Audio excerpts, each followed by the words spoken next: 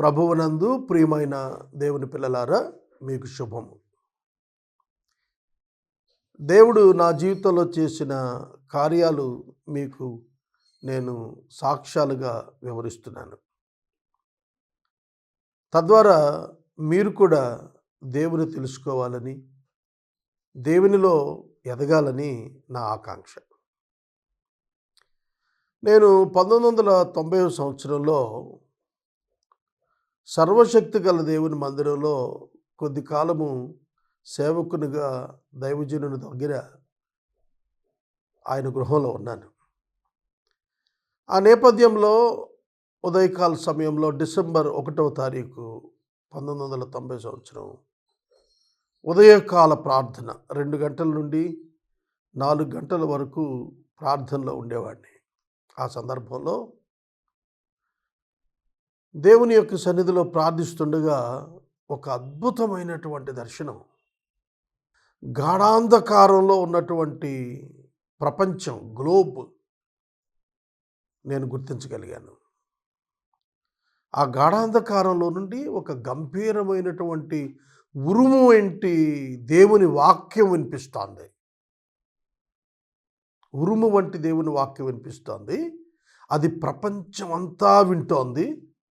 ఆ ఉరుము వంటి వాక్యము నా ద్వారా దేవుడు ప్రపంచానికి అందిస్తున్నట్లుగా ఆ దర్శనం సారాంశం. 1990 డిసెంబర్, ఇప్పుడు 1924, అంటే ఇంచుమించుగా 34 సంవత్సరాలు అవుతుంది.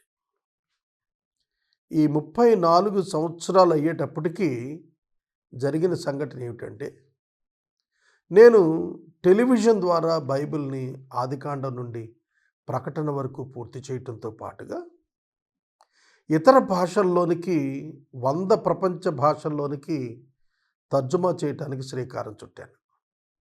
వాటిలో ఇప్పుడు 14 భాషలు తర్జుమాలు అవుతున్నాయి. ఏ విదేశీ సహాయం లేకుండా ఈ పరిచర్య విశ్వాసంతో, స్నేహితుల, కుటుంబ సభ్యుల సహకారంతో నేను కొనసాగిస్తున్నాను. దేవుని మహాకృప ఏమిటంటే, ప్రపంచం అంతా కూడా ఆదికాండం నుండి ప్రకటన గ్రంథం వరకు బైబిల్ వీడియో కామెంటరీ మొట్టమొదటిసారిగా విశ్వంలోనే నా చేత ప్రభు చేయించారు. ఇది తర్జుమాలు అవుతున్నాయి. నేను చనిపోయే నాటికి కానీ, ఆ తర్వాత కాలం కానీ విశ్వమంతా కూడా నేను వచించినటువంటి వాక్యోపదేశం విశ్వమంతా వినబోతుంది.